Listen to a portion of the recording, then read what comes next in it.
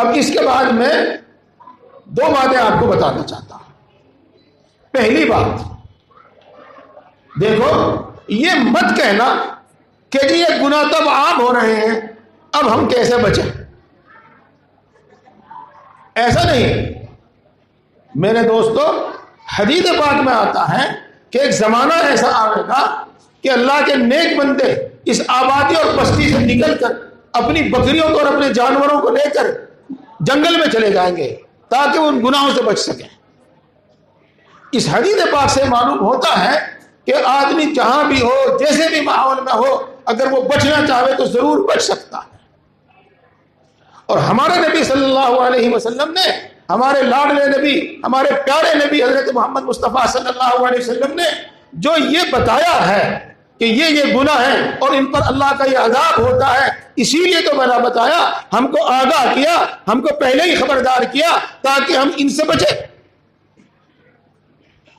اور میرے دوستو، اگلی بات بالکل عقل میں آنے والی اور بالکل صاف صاف بات ہے کہ جن لوگوں کے پیچھے پیچھے ہم چلیں گے، جس جہنم میں وہ گریں گے ہم بھی اسی میں گریں گے، جس گڑھے میں وہ گریں گے ہم بھی اسی میں گریں گے.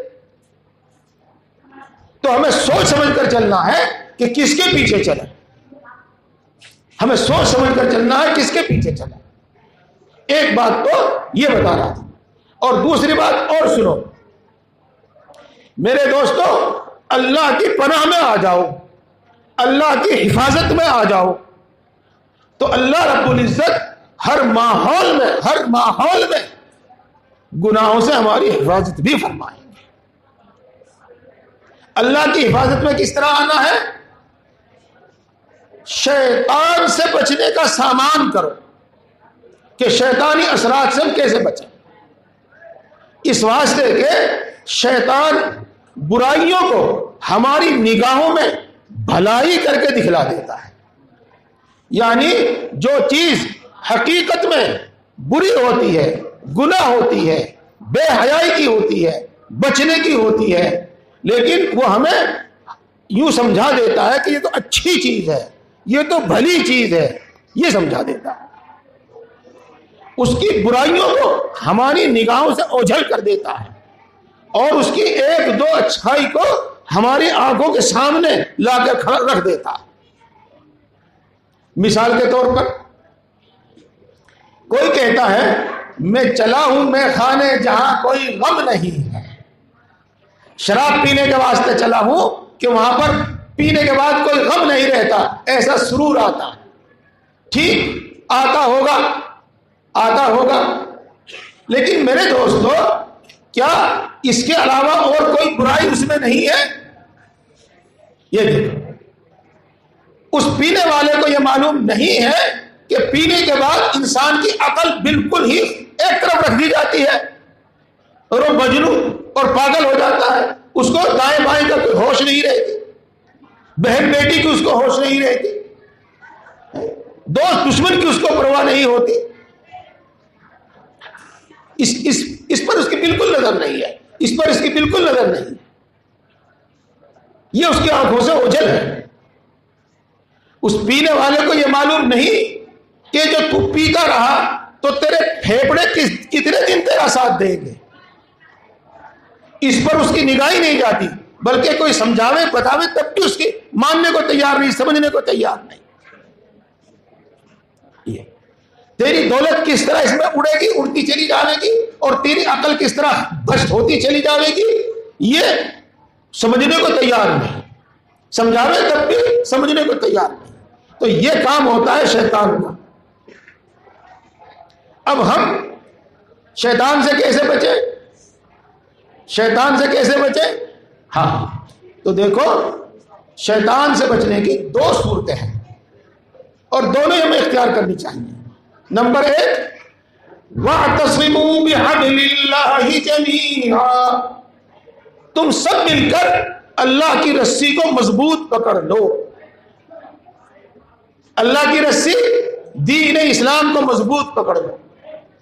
اللہ کی رسی دین اسلام کے پابند ہو جا. رسی کا مطلب بھی میں آپ کو سمجھاؤں گا. اس کا مطلب یہ ہوا کہ جس کام کا ہمیں دین اسلام حکم دے رہا ہے، ہمیں اس میں نفع نظر آوے یا ہمیں اس میں نقصان نظر آوے، ہمیں اس میں کچھ بھی نظر آوے، ہمیں نہ اس کے نفع کی طرف نظر کرنی نہ ہمیں نقصان کی طرف نظر کرنی، بس ہمیں تو یہ کہنا ہے کہ اللہ کا حکم ہے، ماننا ہے یہ۔ اور جب کوئی گناہ کا کام ہو، اس کے کتنے ہی فائدے کوئی سمجھاوے اور کتنے ہی فائدے اس کے ہماری نگاہ میں آوے، ہماری نظر میں آوے، تو دیکھو اگر ہم نفع نقصان کا حساب کرنے لگیں گے تو کر نہیں پاویں گے، بچ نہیں پاویں گے۔ اللہ کی رسی کو مضبوط پکڑو اور یہ کہو، اپنے دل کو یوں کہو کہ اللہ نے منع کیا ہے، بس میں اس سے دور رہوں گا، بس میں اس سے بچوں گا۔ جب ہم یہ طے کر لیں گے انشاءاللہ العزیز تو برائیوں سے دور رہیں گے۔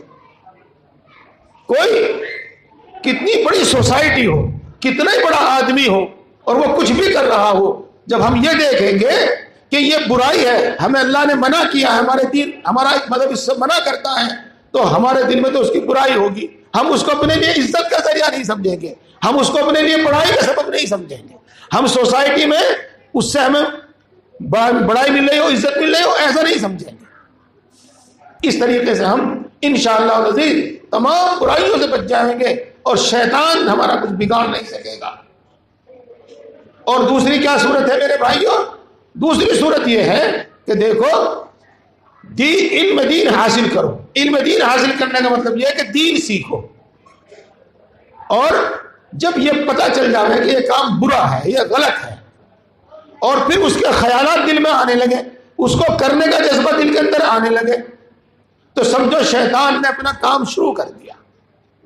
تو اس وقت تم اللہ کی یاد میں لگ جاؤ، اللہ کے ذکر میں لگ جاؤ، اور دوسرے الفاظ میں کہو کہ اللہ سے دعا کرو کہ اللہ مجھے اس شر سے بچا لے، ان برے خیالوں پر عمل کرنے سے بچا لے۔